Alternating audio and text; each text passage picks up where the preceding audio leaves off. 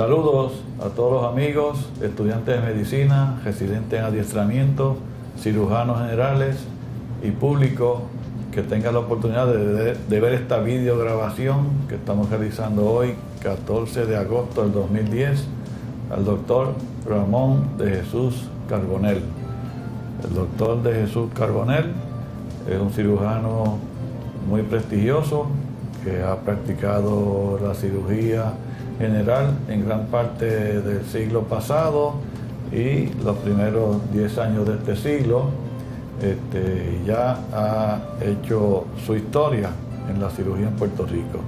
Y por tal razón, pues lo hemos invitado a estar aquí con nosotros por espacios más o menos de una hora para dialogar sobre sus aspectos personales y luego su vida profesional como cirujano y las cosas que ha realizado en esa profesión y lo que nos quiera contar de sus experiencias tanto en la práctica como en la enseñanza de estudiantes de medicina. Así que, Ramón, muchas gracias por aceptar la invitación de estar aquí en esta mañana y dialogar por espacio de una hora más o menos de cuál ha sido tu vida, primero aspecto personal y después profesional, y las cosas buenas que has hecho, los problemas que has confrontado en la vida y todo lo que nos quieras contar sobre cómo tú has visto los cambios en la práctica de la cirugía a lo largo de tu vida profesional.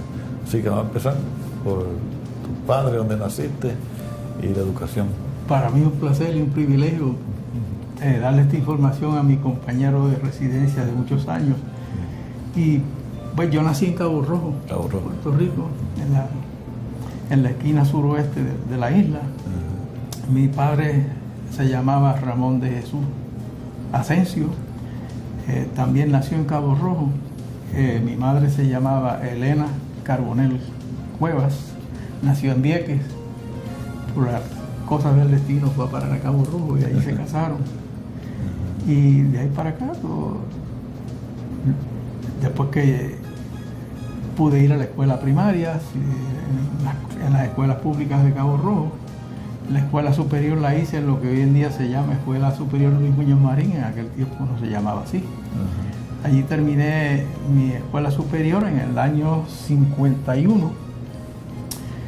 De ahí pasé al Colegio de Agricultura y Artes Mecánicas en Mayagüez, en aquel tiempo se llamaba así. Allí empecé a estudiar premédica. Para esos años empezaron a reclutar para la guerra de Corea. Yo caía de entre eso y la única oportunidad que yo tenía de no ir a la fuerza, al servicio militar en esa época era estudiando medicina. Ya la Escuela de Medicina de Puerto Rico existía, pero allí no se podía ingresar con unos cuantos años de premédica, sino que se necesitaba generalmente en aquel tiempo o un bachillerato completo, una maestría en algo, ¿verdad? Porque comenzaba. Y me aceptaron a estudiar en México. Allí en México, en la Universidad Autónoma de México, completé un bachillerato y estudié 4 años de medicina allí. En ese tiempo yo me habían dado una beca legislativa que llamaban, que daban $1,000 al año, pero era bastante dinero en aquella época. Y la iban a descontinuar para México. Me moví a España, donde podía, ya la iban a seguir. Y terminé de estudiar en Madrid, en la Universidad de Madrid, en el 1958. ¿Cuántos años hiciste en México? En México hice 4 años. 4 años. Y en Madrid estuve 1 año y algo. Porque en Madrid había la oportunidad de coger estudios adicionales y de aprobar asignaturas, aparte de que me convalidaron todo lo que yo tenía en México. Y me dieron, terminé. Y de ahí me vine a Puerto Rico. ¿En qué año terminaste? En el 58. 58. En 1958 me vine a Puerto Rico, era becado del gobierno, tenía la obligación de servir en los hospitales del gobierno. Y me asignaron en el recién inaugurado Hospital de Distrito de Ponce, lo que hoy en día es el Centro Médico de Ponce, que ya pasó a ser, está privatizado, pero en aquel tiempo era. ¿Ahí hiciste internado? Ahí hice el internado. En el Hospital de Ponce hice el internado. Era soltero, me gustaba mucho el sitio, tenía una facultad extraordinaria en aquel tiempo. no sé cómo lo lograron, pero tenía una facultad muy buena. El hospital estaba acreditado en el hospital como tal y sus residencias. Cuando terminé el internado, había hecho mucha amistad con el jefe de patología, que tenía una residencia, y hice un año de patología anatómica, con el propósito de mejorar mis conocimientos y hacer una buena base para lo que yo quería hacer a largo plazo. Así las cosas, pues el jefe de medicina me fue conquistando y le hice un año de medicina interna también. Sí. Con eso, pues en ese momento ya no pude aguantar más y me llamaron al servicio militar a cumplir con lo que después del diferimiento. Sí. Y en ese momento ingresé a la Fuerza Aérea. Sí. Allí estuve 2 años como capitán, trabajando en lo que se llamaba en aquel tiempo, era un hospital de campo. ¿Dónde fuiste? Me estacionaron en el norte de Francia. Estuve allí, estuvimos habilitando una base aérea vieja. Y allí estuve 2 años, pero ya como al año me nombraron comandante de la base. Estuve administrando era un dispensario en realidad, aquello era como un MASH hospital. Era un hospital que tenía un edificio, pero además teníamos unas tiendas de campaña que cuando había ejercicio, pues había que irse y levantar las tiendas y poner todo a punto para dar servicio al que lo necesitara. Cuando salí de allí, me habían aceptado en el hospital del VA de Miami para hacer cirugía. Era lo que yo quería hacer a largo plazo. Pero cuando yo vine a la base Raimi a licenciarme de servicio activo, allí conozco a una persona, íntimo amigo y querido amigo, que se llama Fernando Resi, urólogo. Y Fernando me dijo, hicimos una buena amistad, y me dice, ¿qué tú vas a hacer para Miami? Mira, yo voy a ingresar a la veterano de San Juan a hacer cirugía para después hacer una especialidad. Sí. Me gustó la idea. Ya entonces me había casado y dije, pues me quedo en Puerto Rico, ¿verdad? Fuimos allá, conocí al doctor Amadeo, que en paz descanse, que el doctor Amadeo, y pues le gustó la idea y me dice, no te apures, yo pido los papeles de Miami y te quedas aquí con nosotros. Y esa fue la historia. Ahí hice la residencia de cirugía. ¿En qué año empezaste allí? Eso empecé en el 64, en enero del 64. Sí. Y esa residencia pues era un DINS Committee, estaba relacionada con la Escuela de Medicina, rotábamos por allá, y porque te conocí hace tantos años. Y el universitario, sí. Y el universitario, y también rotábamos por el oncológico. Sí. Estábamos 6 meses en el oncológico, 6 meses en el universitario, 1 año, y los otros 6 meses eran electivos. Yo los escogí para ir a Filadelfia, al Hospital Graduado de la Universidad de Pensilvania. Allí estuve 6 meses también, una experiencia muy interesante. Y terminé, como ya tenía patología, terminé la residencia, me certificaron en la residencia en el año 67 y me quedé como attending. Del año 67 al 68 me quedé como attending. Mis padres estaban ancianitos en el pueblo de Cabo Rojo y yo pensé que era una responsabilidad mía ir a cuidarlos. Y entonces me fui para allá, empecé a trabajar en el hospital de distrito de Aguadilla como staff surgeon. Allí estuve 3 años, hasta 71. En el 71 se inauguró el Centro Médico de Mayagüez Nuevo, y allí fuimos nosotros a habilitar y a ser parte del staff del Centro Médico de Mayagüez, donde estuve hasta el 75. Al mismo tiempo yo me había ido a vivir a San Germán y hacía guardia en el departamento de cirugía del Hospital de la Concepción. Allí vine veía algunos pacientes privados, muy pocos, porque estaba full time en estos hospitales.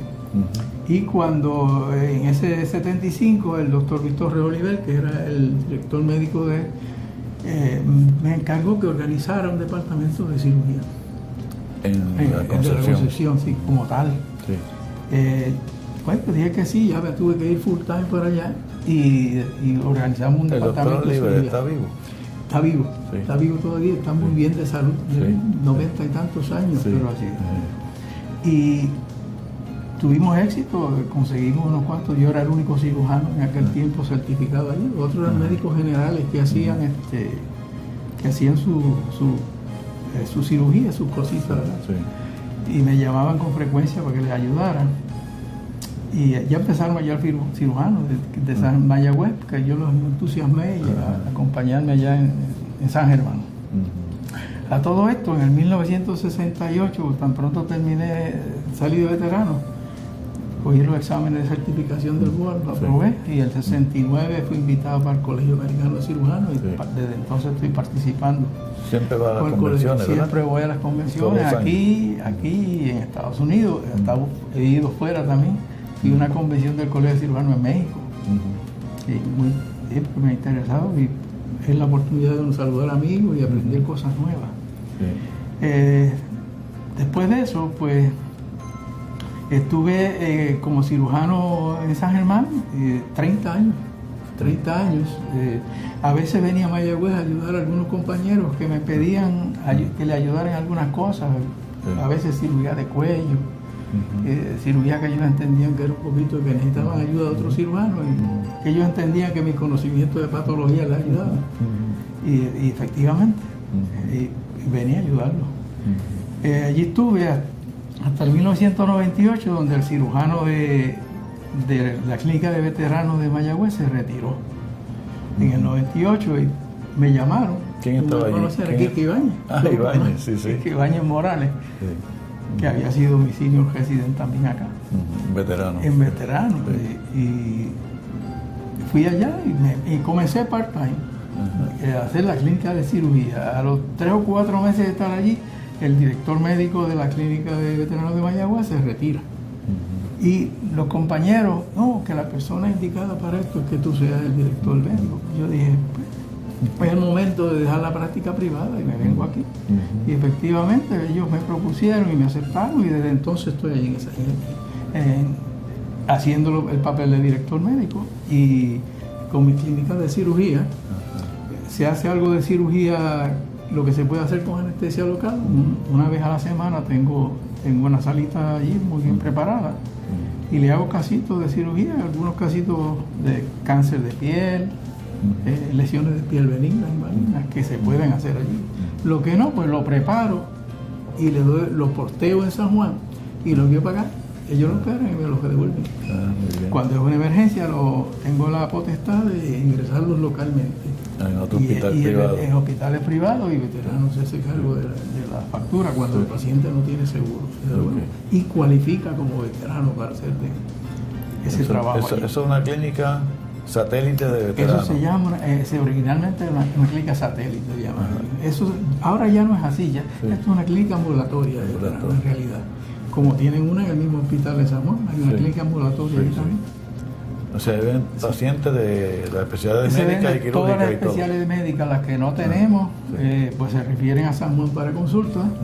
Y a veces, cuando en San Juan no tienen el cupo para ellos, autorizan que se refieran a un especialista de la localidad, y ellos pagan y ya mismo, pues, la clínica ya está pequeña para el servicio que se está dando, y está planificada una clínica para empezar en el año 2012, una clínica nueva. O sea, una planta física una más planta grande. Física nueva, correcto.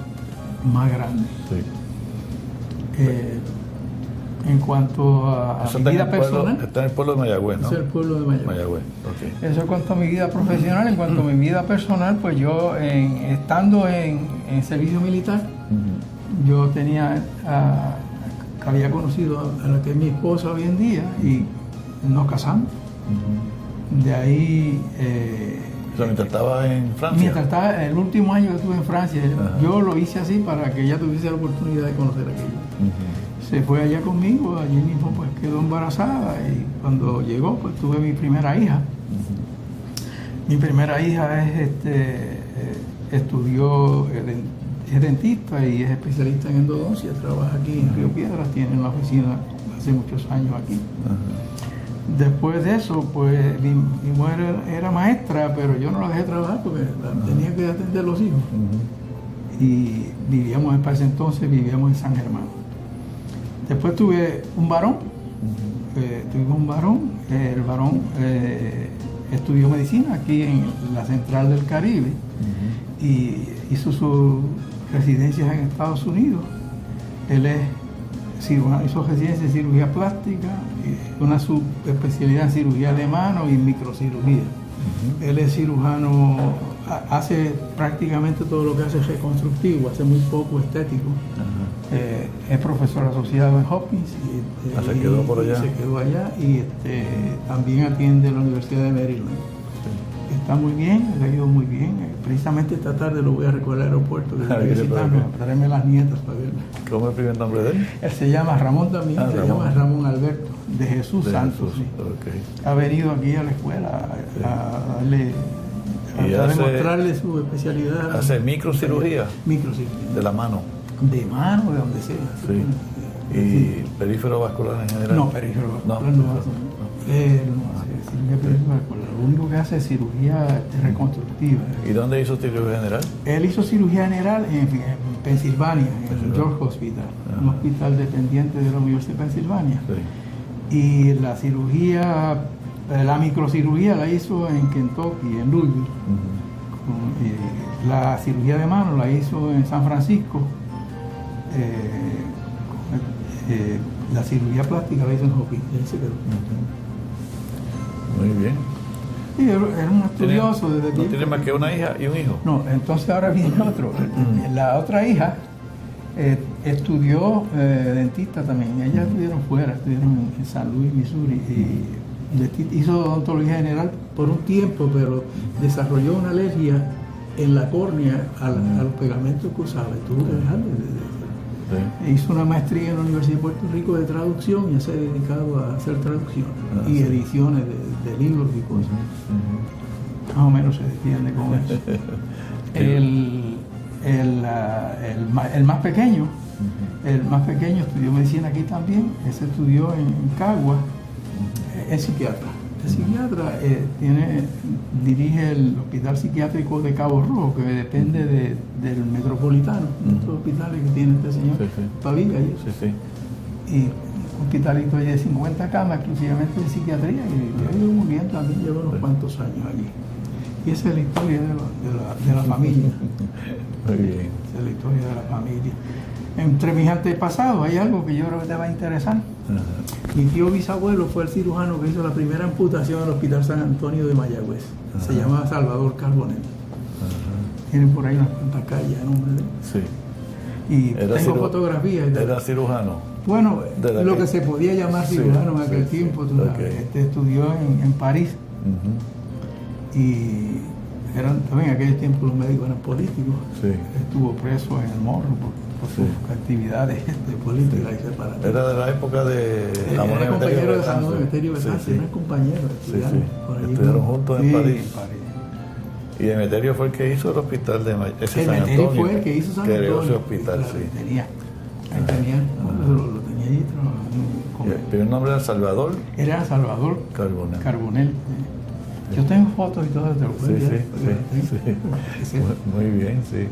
Ese hospital lo tienen ahora, creo que está funcionando arreglado, muy bien. Allá está Yello Ramírez Ferrer, está dirigiendo el hospital. Tiene haciendo un trabajo muy bueno.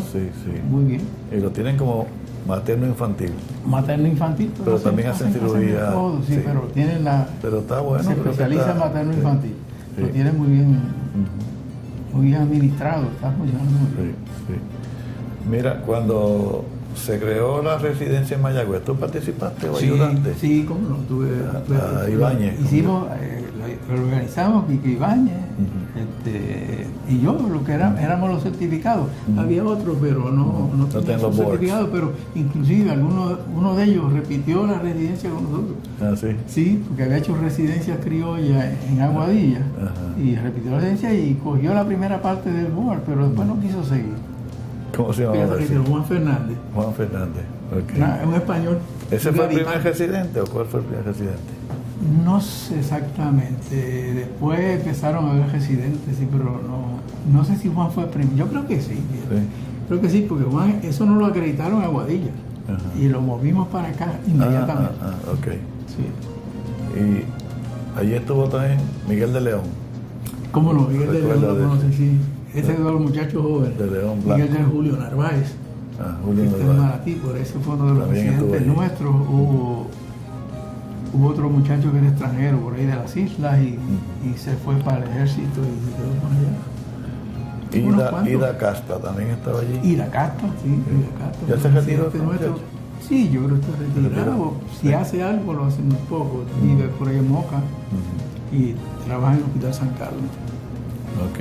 Ida Casta. Y unos cuantos más. Sí, sí. Se me escapan. Después empezaron a llegar Jamírez Ferrer, Diatroche, Diatroche son de los últimos, sí. De los últimos que llegaron. Y ya yo no estaba yendo, pero iba a darle conferencias. Participaba en el programa de cuando llegó, hace tiempo llegó a Ramírez. Sí, se sale entonces Ibáñez y llega. Se va Ibáñez, exacto. Se va Ibáñez porque se va para veterano. Para el puesto que tú cogiste después, sí. Lo que yo cogí después. 20 años después. Muy bien.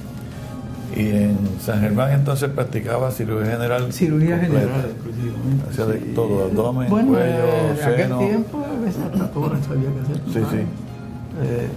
No había quien lo hiciera. Ya recuerdo un caso así, por decir cualquier cosa, que una persona intentó suicidarse con 22, se le quedó en el pericardio y pues hice neumonectomía. En aquel tiempo nosotros nos enseñaron a hacer muchas cosas, pero tan pronto hubo quien lo hiciera, nosotros nos íbamos quitando de eso. Había personas que estaban preparadas para eso. Sí. ¿Y qué te gustaba más de esa cirugía? ¿Qué es lo que tú disfrutabas más? A mí me gustaba hacer prácticamente todo lo de la cirugía, pero la cirugía patofiliar me llamó siempre la atención. Me llamó siempre la atención y yo pues entiendo que desarrollé cierto expertise, me consultaban para esos casos. Pero yo disfrutaba. Para esa época todo era cirugía abierta. Sí, todo era cirugía abierta, pero... No había laparoscopía. No, pero tan pronto hubo la primera laparoscopía por aquí, fui y me entrené en Estados Unidos y sí. de laparoscopía. También hacía entonces... Creo que fui de los primeros que hizo eso allí fui yo. De los compañeros míos, ninguno otro se entusiasmó con eso. ¿De los que estaban allá? Sí, de los que estaban allá. Los nuevos, sí, los muchachos nuevos, sí, ellos a mí, después fuimos juntos. Yo me fui con los nuevos. Siempre hemos estado con gente joven para mantenerse. Luis Ramírez Ferrer y Juan Diatroche. Juan Ramón, muchachos excelentes, bueno. Entonces aprendiste a hacer vesícula por la laparoscopía. Es lo único que hice. No hacías hernia. No hice nunca, ninguna otra cosa. Ni apéndice tampoco. Ni apéndice. Ahora los muchachos están haciendo un montón de cosas más. No, hacen yo, los veteranos hacen de todo, los muchachos jóvenes. Hacen muchas cirugías. Se sirve la laparoscopia, nefrectomía, pernectomía, interesantísimo, ¿verdad? Pancreatectomías distales con el vaso o sin el vaso. Sí, es interesantísimo. La hernia del hiato, estas cosas. Sí, esa es una técnica que llegó y sí, eso va a quedar. Se va a quedar. Y ahora los robóticos. Y está mejorando. Sí, ahora robots, otras cosas. Sí. Hay varios muchachos adiestrándose. Ya urólogos y ginecólogos están haciendo cirugía con el robot de Da Vinci. El instrumento cuesta carísimo, pero ya lo hay en Puerto Rico también. Así que, sí, en Caguas tienen, IMA tienen Caguas y en Bayamón. Y yo lo vi por primera vez en San Francisco. Ese día se inició el hijo mío en el colegio cirujano y vimos el robot ese. Y yo ni siquiera intenté, pero él trató, pero claro, como ha hecho microcirugía toda su vida, pues se le hizo muy sencillo manejar. Sí. Tu hijo hizo micro en Louisville, Kentucky. Sí. Y cirugía de mano ¿cómo se llama? Instituto de Cirugía de Mano de San Francisco, ahora se me escapa el nombre. En Kentucky estuvo también un muchacho que se llama José Luis Borrero, no sé si tú lo conoces. ¿Cómo no? Borrero. Como no conozco a Borrero. Y conoció, conoce a mi hijo muy bien. Sí. El Borrero está en Orlando. Vive en Orlando. Está casi retirado.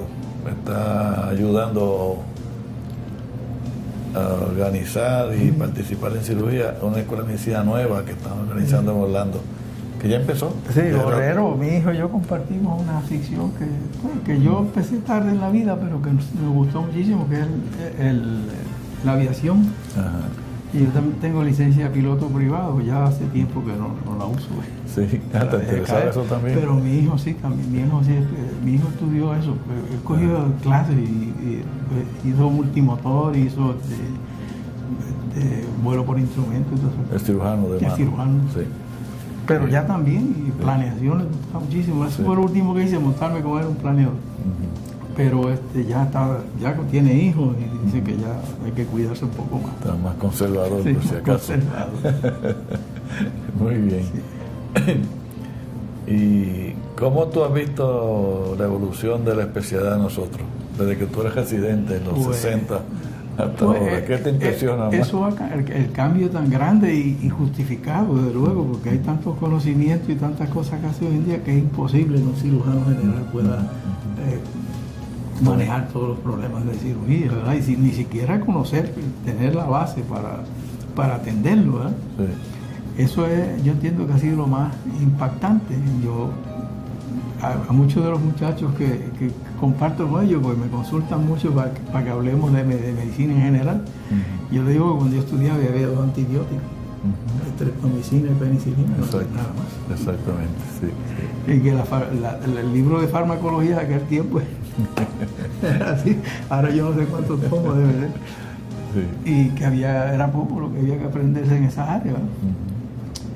Pero en términos de la práctica, eso es lo que más me ha impactado, ¿verdad? La necesidad, porque entiendo que es una necesidad de tanta subespecialidad.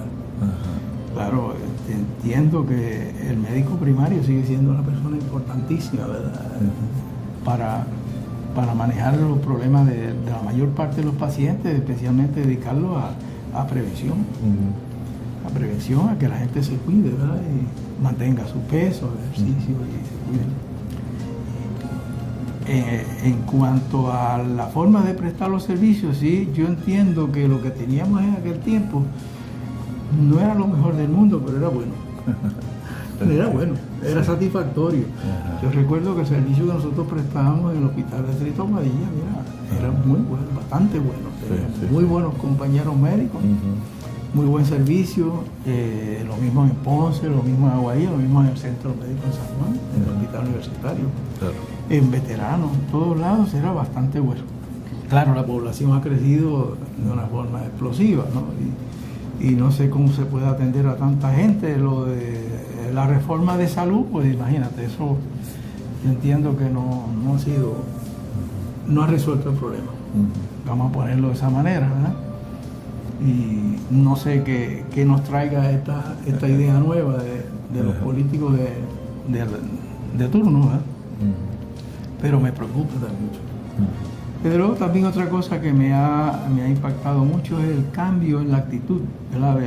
De los compañeros, los médicos de la época nuestra, como que teníamos más vocación, así como que nos dedicábamos más. Ahora, entiendo que el comportamiento y la actitud de los médicos nuevos se debe a que también la gente ha cambiado.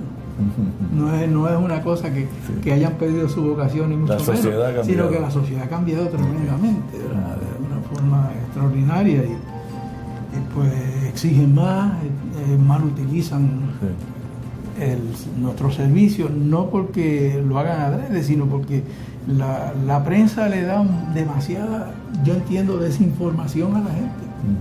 Y viven atemorizados, que si una manchita, que si, ¿entiendes? Un estornudo, hay que ir al médico. Y hay que ir al médico a las 3 de la mañana, a una sala de emergencia, a quitarle el lugar a una persona que llega con un accidente. Así que son áreas que hay que atender de alguna manera. La gente responsable tiene que atender y educar más para que utilicen bien los servicios. Eso yo entiendo que es importante que lo aceptemos nosotros como una responsabilidad de educar a nuestros pacientes. Y si no nosotros, pues al equipo médico, la enfermería, los ayudantes, ¿verdad? A la gente que atiende el médico tan pronto llega a la oficina o a los hospitales, tratar de educarlo. Y la prensa y las comunicaciones deberán también aceptar esa responsabilidad de decirle lo importante que es que se utilice bien el servicio, para que se haga lo más económico posible y lo más fluido posible. Claro. Y los cambios de tecnología, ¿qué me tienes que decir? Bueno, eso se está mal utilizando. Sí. Se está mal utilizando, yo entiendo que por muchas razones, porque pues, el litigio, ¿verdad? La responsabilidad que se nos adjudica a nosotros de todos los errores o cosas que no debimos haber hecho que se cometan, que eso es algo que pasa en las mejores manos.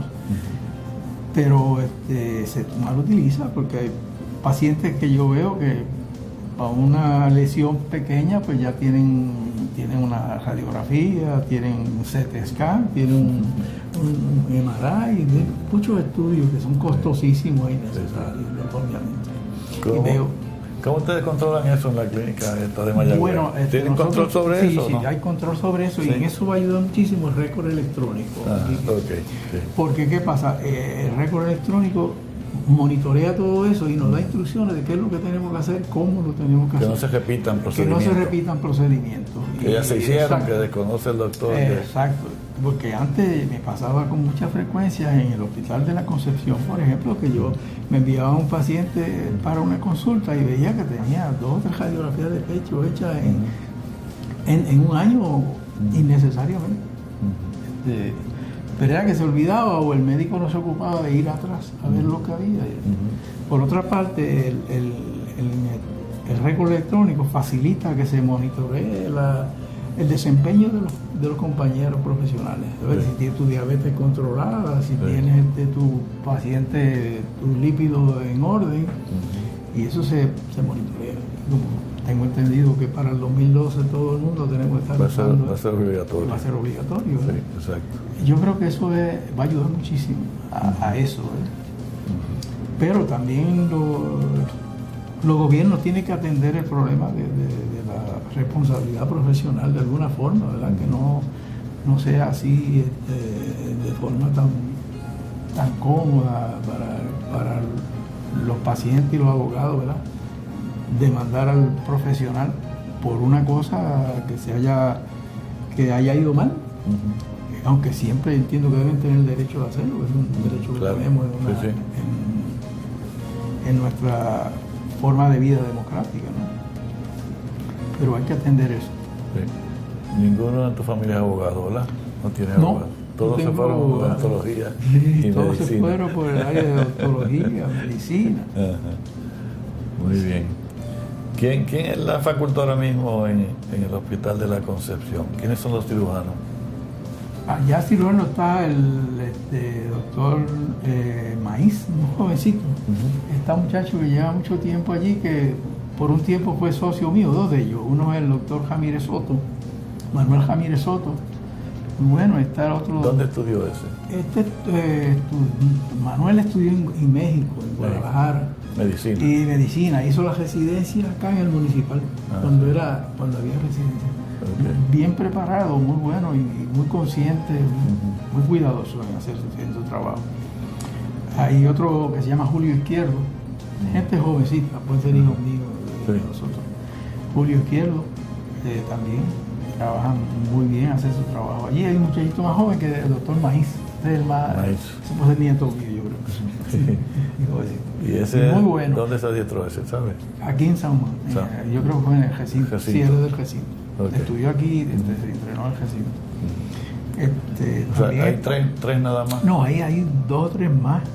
Ahora mismo se me escapa el nombre de ellos. Hay una mujer que es cirujano, hay otro que es mayagüezano, que es cirujano. Sí, hay unos cuantos, porque yo hace tiempo que yo me desconecté parcialmente del Hospital de la Concepción. Ahí está Rita Lara Cuente, me parece doctora. Sí. Y casi siempre los que están en San Germán van a Mayagüez también, comparten su práctica con Mayagüez. Y de la facultad antigua de ese hospital, ¿a quién tú recuerdas? ¿Cuándo se creó la Concepción? ¿Tú tienes idea? Eso, la Concepción tiene, eso empezó como un hospital en lo que es hoy la alcaldía vieja, a principio del descubrimiento.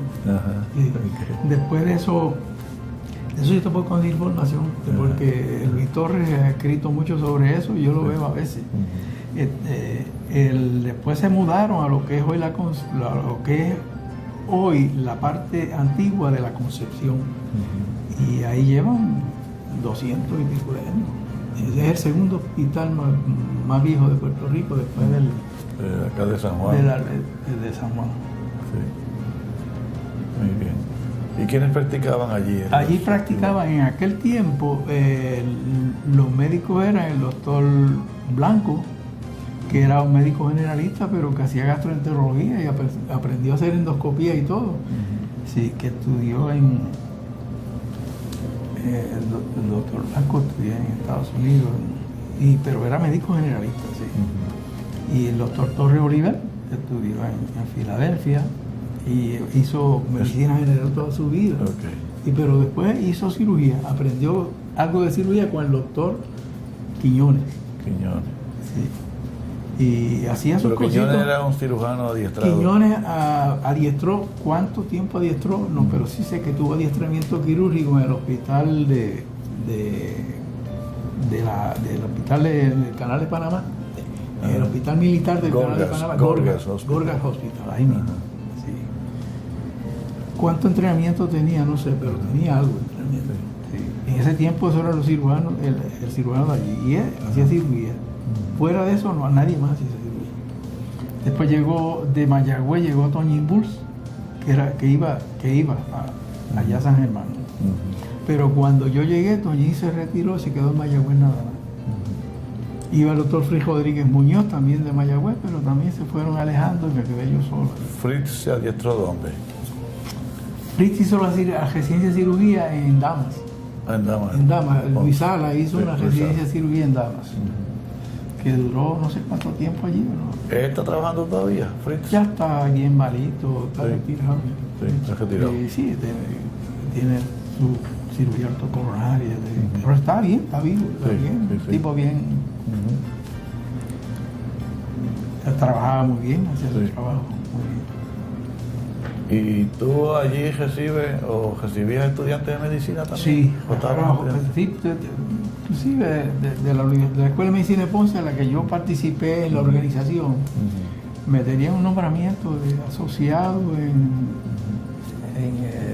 título de profesor asociado de medicina, tiene un nombre aquí, déjame ver. Yo nunca me pude aprender eso.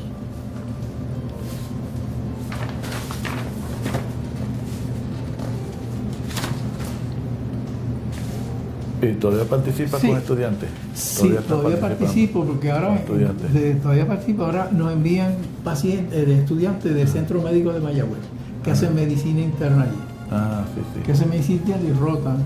Lo de psiquiatría van, pero de luego yo no intervengo. Esa es una residencia de veteranos de San Juan, que la tiene la Escuela de Medicina de Ponce. Y rotan por Mayagüez por un servicio psiquiátrico que tienen de pediatría allí. Y para hacer una residencia de cirugía en Ponce, ¿estás ayudando o participando? No, en Ponce no. Nunca, no sé si lo tienen ahora. Yo sé que estuvo, pero era cuando estaba guerra allí. No, la perdieron, pero entiendo que están tratando de solicitar otra residencia nueva. Y no conozco los cirujanos de Ponce. De Ponce no los conozco. Allí, mientras tuvo Mario, que era compañero nuestro, pues yo lo visitaba. Iba por Mario ya se retiró. Sí, ya Mario está retirado. Y William Brasel, que de la época de nosotros, ya se retiró también. Pero Ponce están gestionando una residencia nueva y posiblemente lo logren, porque Estados Unidos tiene un problema que nosotros tenemos, que hay pocos cirujanos. Hace falta. Pocos cirujanos allá y acá. Y aunque las exigencias son mayores ahora, desde el punto de vista de investigación y publicación y todas estas cosas, se van a beneficiar los mismos norteamericanos si se crean otros programas de adiestramiento en cirugía aquí, porque como somos intercambiables, pues eventualmente si se crea otra residencia, alguno se nos va a escapar para allá y va a laborar en Estados Unidos, en áreas donde haya hispanos o latinoamericanos, como sea, o Puerto Rico. Así que posiblemente lo logren en un futuro cercano. Porque para la época que tú estudiaste e hiciste cirugía, tú recuerdas que había internado en todos los distritos de Puerto Rico. Internados acreditados. Y estaban acreditados. Sí, En Aguadilla, porque yo he visto, Ponce, Arecibo. De los médicos que conozco y que he entrevistado, pues algunos hicieron internados en Bayamón, en Fajardo, Municipal de San Juan, en San Juan, en Aguadilla, Mayagüez y todos estos sitios. Y eventualmente esos programas se perdieron. No sé qué pasó, quizás algunos se lo adjudican a la reforma, pero no realmente totalmente a la reforma. Había otros problemas que surgieron en esas instituciones o perdieron el interés, sí, no sé qué pasó. Y casi siempre era económico. Sí. Era problemas económicos porque se fue complicando el asunto de prestar servicios médicos en los hospitales. Claro. Tan así que los hospitales como tal yo entiendo que no es negocio. Es fuerte. Excepto esas cadenas de hospitales que unos con otros se balancean económicamente. Sí. Eso es lo que ha existido en Estados Unidos por muchos años y que ya se ha puesto en práctica aquí en Puerto Rico, como este de Pavía, por ejemplo, el hospital en Mayagüez, el hospital en Cabo Rojo, el hospital en Yauco. Sí. Sin embargo, los privados no han mostrado interés en la educación, porque básicamente el propósito de ellos es dar servicio y lucro. Y lucro en cierta así que no le interesa el adiestramiento, que en Puerto Rico tradicionalmente ha estado en manos del gobierno. Contrario a Estados Unidos, que hay unos hospitales privados grandes, Mayo Clinic, Cleveland Clinic, MD Anderson, todas estas instituciones grandes que son privadas. Lo que pasa es que ellos tienen acceso a capital. ¿Sabes que la persona millonaria que se opera allí después dona tanto para que le pongan el nombre en la sala, el nombre de él. Y además de que los exalumnos que hacen mucho dinero pues aportan mucho a los hospitales y a las escuelas. Sí, ¿verdad? Sí. Y las escuelas, pues esos hospitales, la gran mayoría de ellos están afiliados a escuelas. Sí, las residencias se creen tienen que estar afiliadas a la escuela de medicina. Sí, no, es que tiene que ser. No pueden estar aisladas. San Germán todavía conserva un programa acreditado que es el de medicina interna, que siempre lo ha dirigido Francisco Jamos, que fue compañero de medicina interna acá en Veterano. Ese está acreditado. Y que hizo cardiología. ¿No tienen medicina de familia? No tienen medicina de familia. El único que queda es medicina interna. Yo inclusive intenté hacerlo y me puse de acuerdo con el doctor Gumercindo Blanco acá y me apoyó y todo. Me dijo, bueno, podemos rotar pacientes, estudiantes residentes acá. Inclusive los de acá pueden ir allí a ver un hospital de la comunidad. Pero allá no estuvieron de acuerdo por el dinero. Inclusive un registro de cáncer que tuve acreditado allí como mientras yo tuve. Tan pronto me fui se quedó. Pero también hay que crear programas de medicina de familia. Definitivamente, yo creo que ese es el... Sí, porque para mejorar la calidad de los servicios a los pacientes, y con reforma o sin reforma, médico indigente o población general, mientras mejor conocimiento y mejor preparación tengan los generalistas, porque ahora mismo muchos generalistas, pero no están adiestrados. No están adiestrados. Y en un tiempo había unos generalistas que eran muy buenos, pero era porque el conocimiento era poco lo que había que aprender. Pero esos muchachos que hacen medicina de familia están bastante bien preparados. Y ya casi nadie acepta gente para medicina primaria que no tengan esa preparación y que estén certificados. Veteranos tienen unos cuantos, pero tienen que estar certificados por el board de medicina de familia. Y yo tengo allí como 8 o 10 de ellos y trabajan muy bien. Trabajan muy bien. Pero aún esas residencias se han perdido. Sí, se han perdido. Algunas se han perdido. Tenía Manatí, Ponce, no sé si la de Ponce de Pila la tiene. Y Bayamón tenía residencia, creo que también perdió su acreditación. O sea que esa residencia hay que de nuevo rescatarla. Así que vamos a mejorar la calidad de los servicios en toda su extensión. Por ahí hay que empezar, yo creo. Y creo que las residencias de Escuela de Medicina y las residencias de veteranos hay que apoyarlas, fortalecerlas, ¿verdad? Eso se ha mantenido bastante porque bien. Esas son únicas. Esas son únicas. Es la única que queda. Lo único que queda. Y yo creo que eso mismo se podría extender a los hospitales, por lo menos a los hospitales grandes de Mayagüez, Ponce, que sea más o menos parte de lo mismo. con una rotación para que se pongan los compañeros que estudian, que se quieren especializar en cirugía. Sí. Y ya llevas desde el 98 hasta ahora. Hasta ahora 12 años lleva. 12 años. Sí. Sí, 12 años. ¿Y qué planes tienes para el futuro? Pues fíjate, yo para años que ya yo les notifiqué a ellos que me gustaría dar la dirección, pero a mí me gustan muchas cosas, me gusta la música, yo Ok, si tienes hobby, otras cosas para tengo hobby, entretenerte. pero yo me gustaría quedarme en el aspecto de hacerle las consultas de cirugía mientras esté capacitado, mientras sienta que puedo hacerlo, ¿verdad? Hábil, porque pues, ayudo uno a los compañeros y me consultan muchas cosas, hasta de medicina general y que uno ha visto un año en medicina también. Sí, y otro en patología. Y otro en patología, y eso le facilita a uno a muchas cosas. Claro. No cabe duda de eso. Sí. Y en el aspecto administrativo, pues también la experiencia que tienes. Sí, eso me ayuda mucho también. Sí. Y el trabajo no es agotador, pero ya, ¿sabes? Son 77 abriles. ¿No? Sí. Estos directores médicos, como tú estás, ¿están agrupados? ¿Tienen una agrupación de directores médicos? ¿Se reúnen? Pues no, acá, lo de veteranos sí. Los veteranos sí. Bueno, yo tengo que venir 2 veces al mes, por lo menos. ¿Verdad? Tengo la reunión de cuidado primario, primary care, y tengo la reunión del director de la institución aquí, del departamento de veteranos aquí en Puerto Rico. Nos reunimos, compartimos, a veces vengo a la reunión de cirugía. Interesante por aquello de oír algo nuevo. Ahí me encontraba a David entre cuando y cuando. En veterano. Sí. No, está bien viejito ahora. Ya está bien delicado. Ya tiene 95. Y me encontraba a Richardson también, que participaba mucho, pero ya Richardson me dio. Sí. Don David tiene 95 años, ya está, está bien frágil. Sí, bien frágil. Físicamente y mentalmente. Está un poquito desorientado ya. Todavía intenta tocar piano. Yo lo visito. Sí, se sienta en el piano y saca unas notas, pero no mucho. Acá pues ya hecho de menos a Freddy Schmayer, a Pipo Zárraga, ya no vienen al colegio. Sí, ya no van. El que se mantiene ahí con un roble de Fajardo, que se llama el de Justiniano. Raúl Justiniano. Él siempre va, sí. Tiene 50 años de cirujano, o más. Celebró 50 hace unos cuantos años atrás. Y él va a todas las reuniones del colegio. Yo lo encontré la última vez en New Orleans, hace como 4 años, y va a los meetings, sí.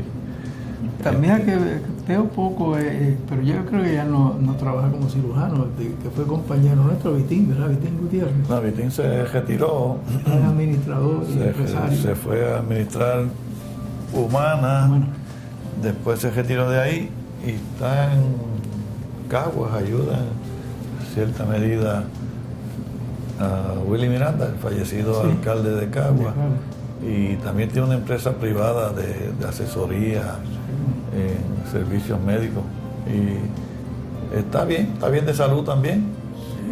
Un año o 2 mayor que yo y un año menor que tú. Ramón Pavón hace tiempo que no lo veo. Ramón Pavón está retirado. ¿Está retirado? Sí, vive por Guaynabo. Este muchacho siempre fue agricultor. Y cuando salió de cirujano, pues él está en la finca. Sembrando frutos menores y qué sé yo qué, y yuca y yautía y batata y qué sé yo cuánto. Es un agricultor, siempre ha sido. ¿Tú todavía estás en la práctica? Todavía estoy practicando, sí. Todavía estoy aquí en Pavía, básicamente. No voy a más ningún otro hospital porque pasar visita a un paciente o dos en otra institución. No, yo nunca lo Uno pierde mucho tiempo en la calle, en la carretera. Sí, y se diluye el esfuerzo. Y después si llaman a uno 2 emergencias y claro, sí, es difícil. A mí también cuando llegué a San Germán pretendían que fuera a Mayagüez también. Yo le dije, que me quedo aquí. Que es uno de los problemas que van a tener que los médicos atender, y es controlar el número de pacientes a los que le dan cita, porque esa sería la única solución. Y no necesariamente tiene que multar al médico porque no lo ve en cierto tiempo. La nueva regla, sí. Eso yo entiendo que... No, esas multas tan difíciles. No. conductas excesivas.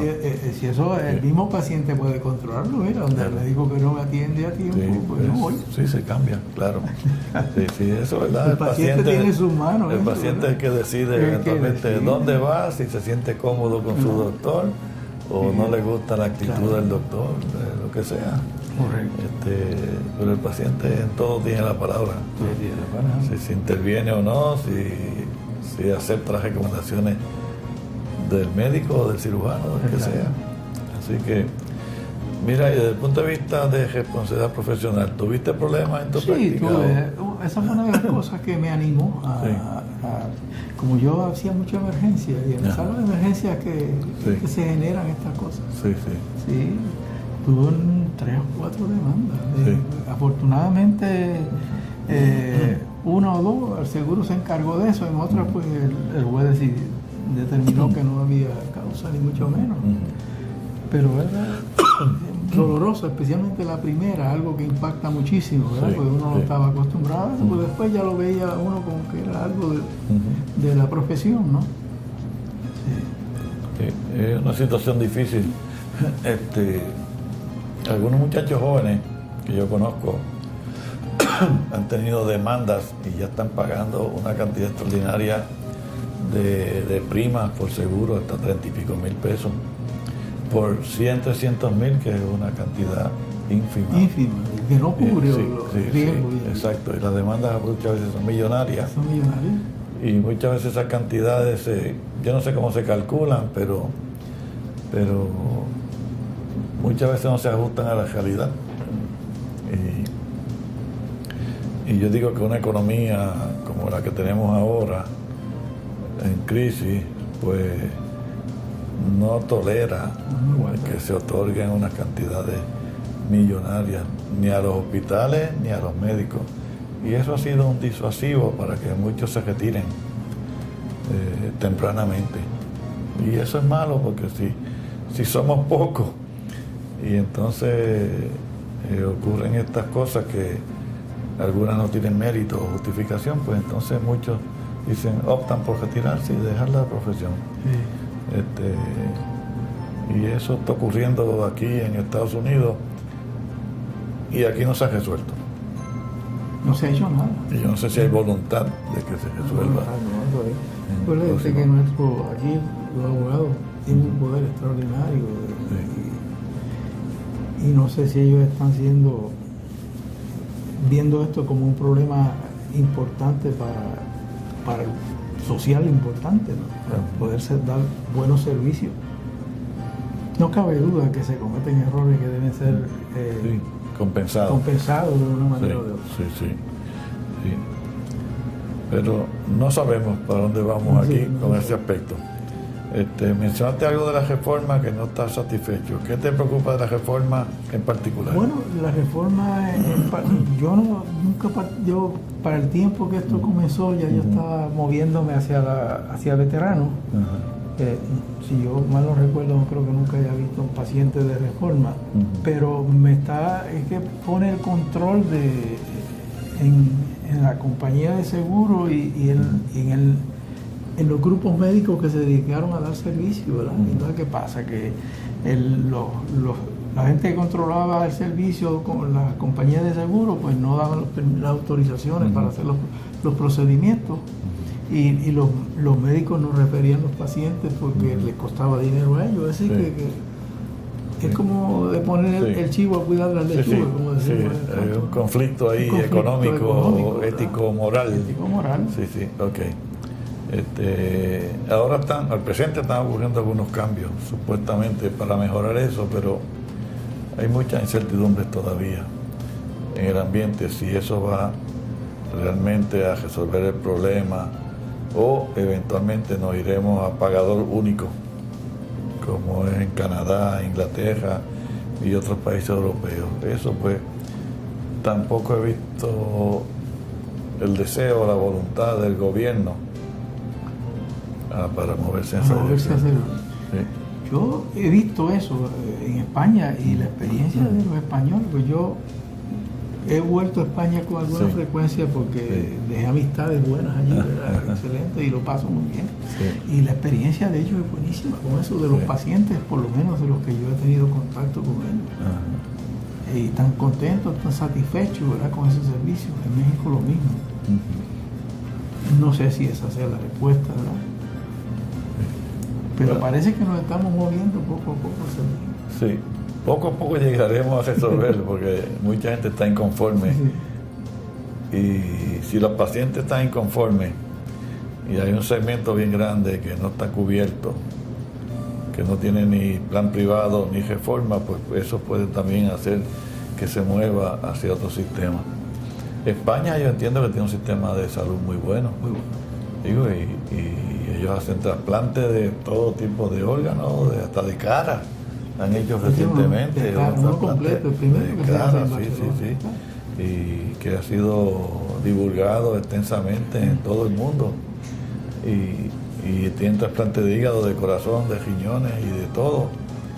Y un % grande de donantes para estas unidades de trasplante. Así que España tiene un sistema muy bueno. Y hace tiempo que lo tiene, porque desde que yo estudiaba allí era así. Y lo han mejorado considerablemente con el tiempo. La experiencia mía con esto reciente, que fui a visitar a donde el sitio donde yo vivía, que todavía están las hijas de la señora donde yo me hospedaba. ¿En Madrid? En Madrid. Y las dos ya son de mi edad, y una de ellas tuvo un linfoma, la operaron, le dieron tratamiento, le dieron quimio, no pagó un solo centavo, ni le cuesta nada. Y yo fui a verla al hospital, un hospital, pero con toda la de la ley. Sí. Está muy bien, la gente está muy bien, nos llevan una... No hay una sola queja de nadie, porque pregunté a una gente por interesarme por el asunto del servicio. Ahora, no sé, porque Estados Unidos es una posición grandísima que se socialice la medicina, porque eso es lo que es. Sí, pero realmente Estados Unidos es el país más rico del mundo, sin embargo no tiene el mejor sistema de salud del mundo, así que eso los americanos tienen que resolverlo alguna vez en su vida. Yo diría que lo tiene, pero que no le llega a todo el mundo. Sí, claro, hay unos centros bien grandes de excelencia, pero hay otros que no están cubiertos, y es verdad. Y son los desempleados, los hispanos, la gente, los marginados de la sociedad. Sí. Y yo creo que eso no está. Yo creo que en Puerto Rico, fíjate, en cierta medida, todavía hay más gente, tiene más acceso la gente. Sí, es verdad. Más acceso. Y aquel tiempo, ni se diga. Ramón, entonces tú te sientes satisfecho con lo que has hecho en tu vida profesional y personal, te sientes realizado, me siento satisfecho, tranquilo contigo mismo. Estoy tranquilo conmigo mismo, yo soy una persona pacífica y positiva toda mi vida. No te arrepientes de nada de lo que has hecho. Si volviera a hacer, porque estudiar medicina y volviera a ser cirujano. Muy bien, eso es bueno. Importante. Eso es bueno porque algunos cirujanos que yo he conocido terminan retirándose con una tristeza y amargura en su vida, que yo personalmente no quisiera retirarme así. Yo quisiera retirarme tranquilo, satisfecho con lo que he hecho, realizado, pues echarme a un lado cuando llegue ese tiempo. De acuerdo.